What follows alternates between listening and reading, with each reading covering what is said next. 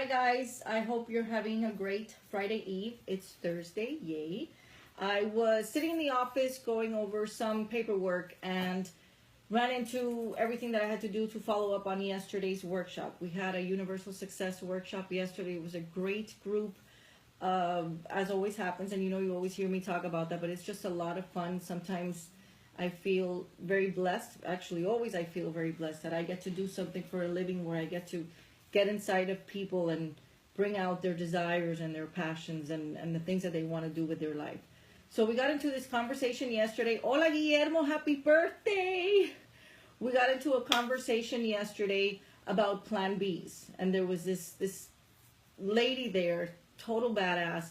I'm not gonna mention her name, Gisela, but she is the typical personification of someone who doesn't want to have a Plan B.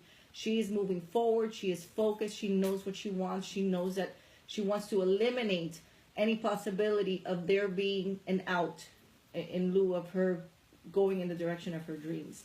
And I talk a lot about Plan Bs because I don't believe in Plan Bs. I say that all the time. Hola, Adriana. And I don't believe in Plan Bs. To me, Plan Bs are a precursor to failure, like prenuptial agreements. I don't believe in those either. But they really just sort of set you up to have an escape. And I think that what you're doing is preemptively, you are setting yourself up and giving you the excuse to fail. And I read this quote by Jim Rohn, and I know I quote him a lot, and most of you who have been to my workshops know that I use quite a few of his quotes, especially when I'm talking about tribe. But there's this great quote by him that says, "I will climb this mountain. They told me it was too high, too far, too steep, too rocky, and too difficult. But it's my mountain. I will climb it. You will soon see me waving from the top or dead on the side from trying." That's Jim Rohn. And all my mountain people out there, I know Wendy, I posted earlier about how people deal with Plan Bs. Wendy was the first one. She is the mountain climber of all climbers. She is the most adventurous of all the friends that I have. She was my tent mate when we were on Kili for all that time and during that trip in Africa. I love her dearly, and she's, again, a total badass. But her first one was a Plan B of taking one route on this walk and trek she wants to do next year, or taking another one. That's not what I'm talking about. I'm talking about a Plan B where you say, okay, this is my dream, and this is what I'm going to do. But in case that doesn't work out, I have this Plan B as an escape. And I'll tell you the problem that I have with Plan Bs. They are anti-determination. They are anti-dream. I just don't believe in them. And I'll give you a good example. When we were on Kili, the third day was an especially grueling day for us. Okay, it was probably the longest day on the trek. It was a 12-hour hike for myself, Sophie, and Sweet when we were hiking that day.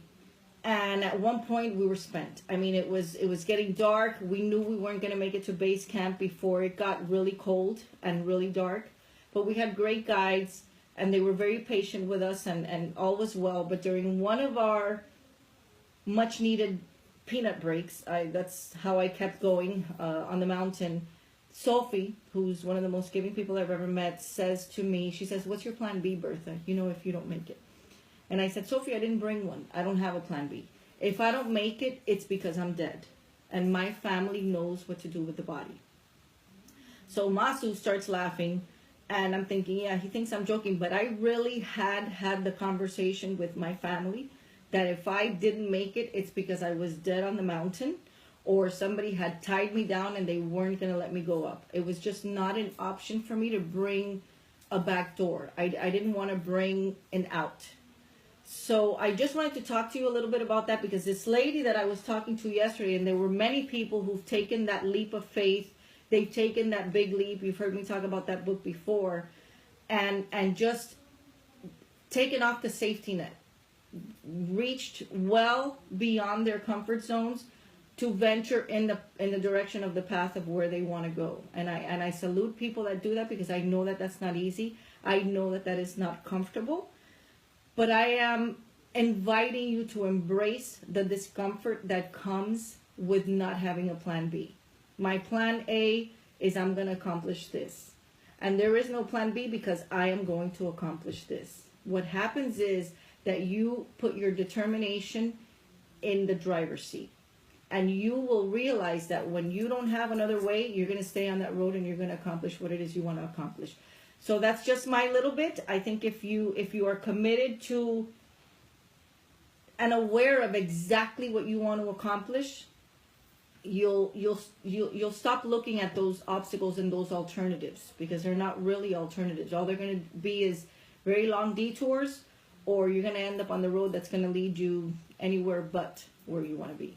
So that's just my 2 cents for today, people. Plan Bs. I'd love to hear your thoughts on this. Hector, I know that you had a little thing that you were looking into, and I know we'll get into it about this Plan B, do it or not do it. And but that's my 2 cents. I happen to not believe in them. It has served me well not to believe in them and not to have them, on the side waiting for me.